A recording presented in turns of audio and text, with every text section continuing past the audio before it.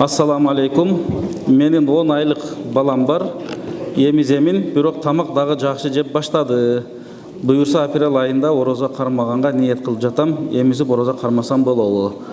Ооба, Кудай буйрса болот. Ороза кармаганга аракет кыла бериш керек. Себеби бул тамакка да кирип калыптыр да. Тамакка да кирип калыптыр. Бисмилла деп кармай берсин. Анан кармап атканда бир кыйынчылык болуп калса, сүт тартылып кетип, же бала неме болуп, же өзү ооруп, анда башка маселе. А бирок могунда бисмилла деп баштай бергениңиз жакшы болот буйрса. Ассаламу алейкум. Карызды кечүүнүн фазилетин айтыңызчы. Анан жамаат менен намаз окуу тууралуу хадистерден айтсаңыз дейт. Пайгамбарыбыз саллаллаху алейхи вассаламдын хадиси бар. Негизи эле карыз маселесинде биринчи карызды алып атканда адамдын ниети жакшы болуш керек экен да. Ошон үчүн пайгамбарыбыз хадисинде айтат: ким карыз алган болсо бирөөдөн, ошону кайтарып берем деген жакшы ниетти алсын дейт да. Аддаллаху анху дейт. Эгер ошондой жакшы ниетти алган болсо, Алла Таала ал карыздан кутулуусуна жардам берет өзү дейт. Ниетти туура кылыш керек. Анан карызды кечүү боюнча пайгамбарыбыздын жакшы бир хадиси бар. Ман сарраху ан юзиллаллаху фи зиллихи яума ла зилла илля зиллуху дейт. Ким кыяматта аябай күн найза боюндай алып келинип, бардыгы эсеп китеп берип аткан учурда, эч бир көлөкө жок болгон учурда, бул көлөкө эми Алла Тааланын рахматы, ким ошол көлөкөнү кааласа дейт, ошондой учурда Алланын рахматына кирүүнү кааласа, анда ал адам фал юяссир алал му'сирин дейт. Баягы кыйналган адамга жеңилдетсин дейт. Ау лияда анху. Мисалы карызды бере албай жатса, же карызынан жеңилдетип койсун бир азын, же мүмкүнчүлүгү болсо карыздын кечибийсин дейт. Ошол адамга Аллаху субхана ва таала кыяматта өзүнүн баягы рахматын, райымын тартуулайт дейт да. Бул баягы пайгамбардын хадиси бар го, 7 түрлүү адамды Алла Таала өз көлөкөсүнө алат деп. Бул дагы мына ошолордун катарына кирет. Сахих Бухариде келет, Абу Хурайра радиаллаху анхудан риваят кылынат бул. Бир киши болгон экен. Ал ушу Кудайым шу байлык берип, аябай карызды көп берет экен. Муктаждарга бере берет экен. Сураган карыз сураганга бере берет экен. Кийин карызды жыйнап баштаганда, жанакы карызды жыйнай турган жигиттерине, балдарына айтат экен: эгер карыз сурап барсаңар, карызды бере албаса, чыныгы бере албай турган адам болсо, анда ошол жерде кечип сала бергиле дейт экен да. Алла Таала биздин дагы күнөөбүздү кыяматта кечирер деп ушундай кечире берген Алла Таала кыяматта анын күнөөсүнү кечирет дейт да. Бул дагы ушул өтө бир фазилеттүү жакшы иштерден деп эсептелинет. Андан кийин барыбызга белгилүү бул жамаат намазы чындыгында жеке намазга караганда 25 деп бир хадистер риваятта, кебир риваятта 27 эсе багыме фазилеттүү дейт, сооптуу болот деп эсептелет. Ошондон колдон келишинче биз эмне кыл жамаат менен окуганга аракет кылабыз. Ассаламу алейкум. Менин суроом дейт, асыр намазын убакыты киргенден кийин каза намазы толуктап койсо болобу? Мисалы пешин намазын кошуп окуп койсо, убактысында окуп албаган болсо. Түшүнүктүү, пешинге жетишпей калды, каза болуп калды, асыр болуп калды. Ошондой болгон учурда биринчи азан айтып, кооматты айтып туруп, пешиндин казасын окуйт, андан кийин асырды окуш керек. Ошондой тартип менен кетет да. Эгер көп намаз калып кеткен болсо, анда тартип жок. 5-6 намазга чейин тартип бар. Пешин каза болуп калган болсо, асырдан алдын окуйбуз. Эгер багы баамдаттагы мисалы каза болуп калса, түшкө чейин окуй турган болсок, сүннөттүн дагы парзын дагы каза кылабыз. Эгер пешин болуп кеткен болсо, пешиндин парзын окуудан мурда биз баамдаттын казасын окуп туруп, андан кийин пешин окушубуз керек. Негизи кимде эле казалары бар болгон болсо, бул казаны неме кылыш керек, сөзсүз түрдө окуш керек. Бул кадимкидей биздин мойнубузга парз деп эсептелинет. Ислам дининде трансгейлерге мамиле кандай дейт? Эми бул деле адамдар, бирок бул кылган кылыгы бул туура эмес деп эсептелинет. Шариатта таптакыр башка келди. Эми эркек менен эркек, аял менен аял үйлөнгө деген шариатта жок да. Ошондон бул туура эмес деп эсептелет шариатта. Алла Таала хидаят берсин. Мен намаз окуп жатканда 200-мүнбү деп корко берем. Бирок эл көрсүн деп кылбайм. Бирок ар дайым мен бирөө көрсүн деп кылбайм, ошентсем да 200-мүн деп корко берейим дейт. Жок, коркпаңыз иншалла. 200 emesiz bismillah dep çın niyetmen okuy beriңiz, Allah Taala kabul kılat. Biz üy alalı dep çoğultup atkan akçabız bar ile, oşodan zeket berilebi. Özübüzde azırınça kvartirada turabız.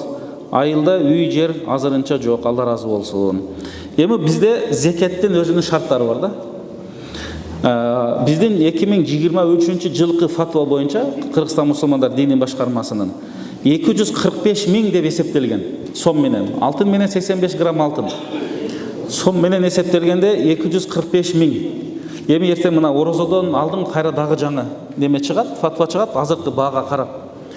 Мындайча айтканда кимде 245 min акчасы бар болсо, ошол негизги муктаждыктарынан ашыкча болсо, квартирада жашайбыз деп атат, мейли, квартирада жашады, квартплатын төлөдү, коммуналдыларын төлөдү, балдарын бала бакчасын, мектебин төлөдү дегенде бардык анан тамак ашынан ашыкча эле ушундай турган болсо, ушунча акча же мындан көп. Ага 1 жыл айланса, ал үйдө сакталабы, банкта сакталабы, бирөөдө карызда болобу айырмасы жок. 1 жыл айлангандан кийин ошол акчага сөзсүз түрдө эмне кылат экенбиз? Зекет берилиш керек. Бул парыз деп эсептелинет. Тартиби мына ушундай.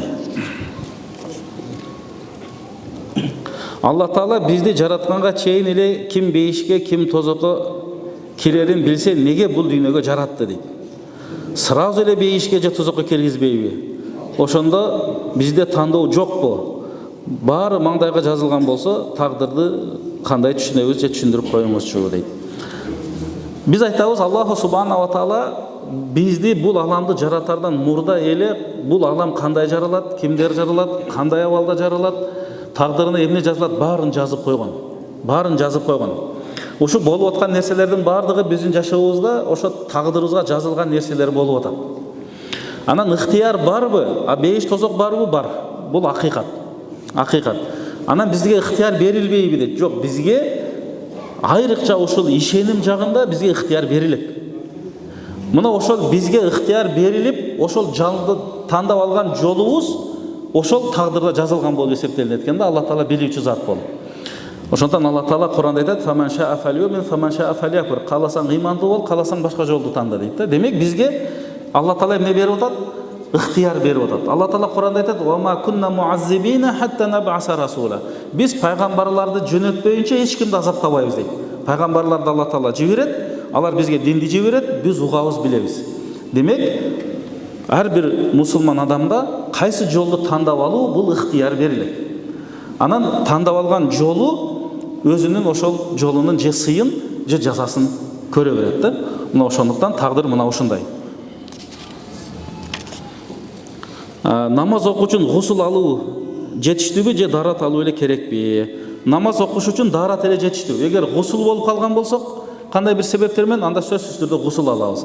Ал эми намазга дарат эле алсак, бул жетиштүү деп эсептелине берет. Каза орозонун тартиптерин айтып койсоңуз, каза орозону эң жакшысы өткөнгө жылы каза болуп калган болсо, кандай себептер менен сапар болуп, ооруп алып, азыркы мына орозого чейин кармап коюш керек да. Тартип эле, шарт эле ушул. Эгер кечиктирип койсоңуз, көбөйө берет. Ошондуктан биз колдон келишинче эмне кылышыбыз керек? Карыздан тезирээк кутулганга аракет кылышыбыз керек. Моюнга мас жана башка мас тартууну айтып коюңузчу дейт. Даратта башка мас тартуу бул парз болот. Ал эми моюнга мас тартуу бул мустахаб болот. Эгер мустахабты кайсы бир себеп менен аткарбай калсаңыз, дараттуу деп эсептеле бересиз. А бирок парзды аткарбасаңыз, анда эмне болот? Анда даратыңыз жок болот. Демек, баштын 4төн бирине мас тартуу бул парз болот, толук тартуу сүннөт болот, колду чыканакты кошо жуу бул парз болот, бутту ашыкка кошо жуу бул парз болот, андан кийин жүздү жуу бул парз болот. Калгандары анан сүннөт болот, андан кийин мустахаб болот. Ошондой тартип менен кете берет. Ал барзахия жашоо кандай? Кыямат күндү күтө берип эле дегиси дейт. Бейишке же тозокко кирген бирөө барбы? Алар кимдер дейт. Хаятул барзахия деген бул барзах деген сөз өзү тосмо деген сөз да. Негизи лугаттагы мааниси. Биздин азыркы бул дүйнөдөгү жашообуз бар. Кабырдагы жашоодо хаятун барзахия дейт.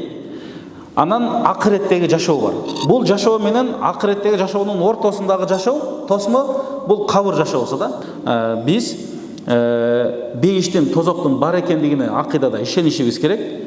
Кабырдагы, азаптагы бар деген, хаятул барзахия, ошол эки аламдын ортосундагы жашоодагы барзахия бар дегенге ишенишибиз керек.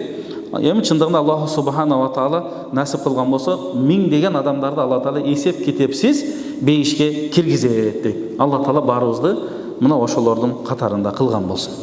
Мына бизге келген суроолор деле бүттү иншалла.